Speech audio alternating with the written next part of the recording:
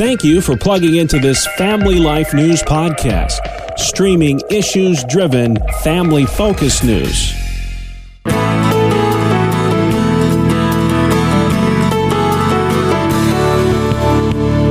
And welcome back to another edition of Issues in Education.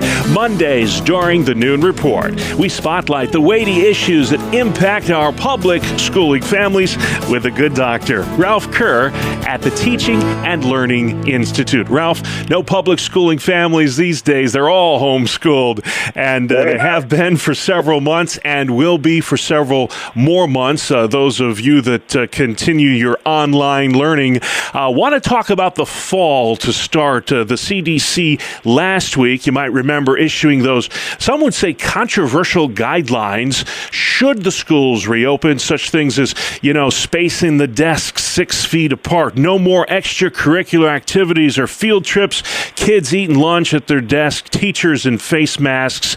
How realistic, Ralph, that these guidelines will be adopted in the fall in New York and Pennsylvania? Well, I think a lot of them will be adopted because there's so much pressure to get school reopened in the fall. I think the 6 feet apart is doable with the average class size, particularly when recent reports are saying that as many as 30% of the parents, I can't imagine this after what they've been through, but 30% of the parents will be hesitant to send their children back to school. But I think in the classroom, I was actually doing some calculating, and in an average classroom, I think you could get 18 children in and give them 6 feet of space. Mm-hmm. The extracurricular and field trips, that's definitely doable, and kids eating their lunch at their desks, that's going to be a little bit of a problem because teachers are not going to be willing, or should they, be with the children from first thing in the morning to the afternoon, including lunch and all that. So it's going to have to be some special arrangements made for that. And I think teachers may have an option of wearing a mask. And certainly my concern is that older teachers or teachers that have compromised health situations, it's going to be really tricky for them. And I do think that schools should be open to allowing people like that to use their sick leave if they have it, rather than have them be compromised by the whole situation. Yeah, I would hate to be the one tasked with socially distancing 6-year-olds, Ralph. I can't imagine that would be easy. Well, let's switch gears a little bit and talk about the class of 2020. This is the time of year, the pomp and circumstance. In-person graduations. There's a great debate about whether districts should be doing this. There was even legislation in Albany this week saying that, yes, there is a way to do this responsibly, to have these outdoor ceremonies. I know some schools are having them at drive-in movie theaters. What do you think, Ralph? Should districts be doing all they can to try and have in-person graduation ceremonies, or is it just too risky, you think? No, I really think if they can accommodate it, they should do it.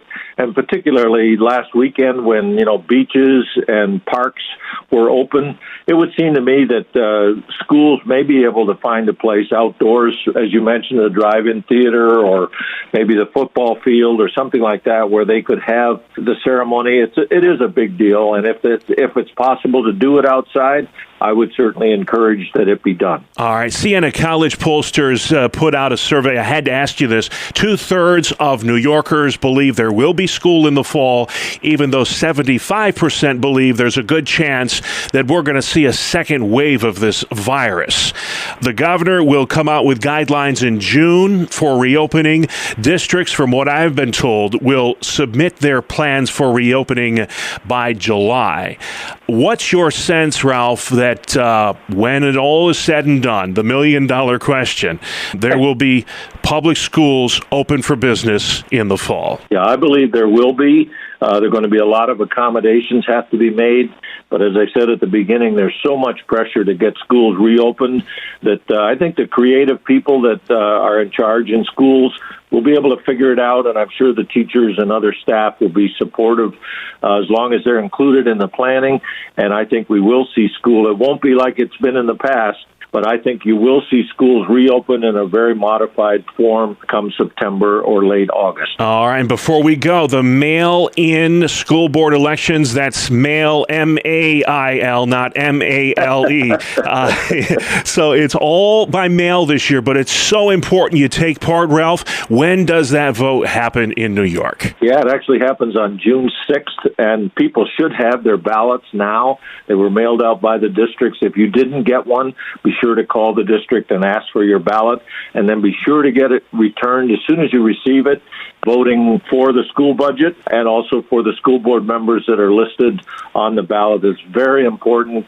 As we've said before, in normal school board elections, there's like 10% of the people vote, and this is an opportunity to really increase that percentage, and I would certainly encourage people to be sure to return their mail-in ballot. All right, and if folks have questions about that, you have a wonderful website, Ralph, where they can go and learn more.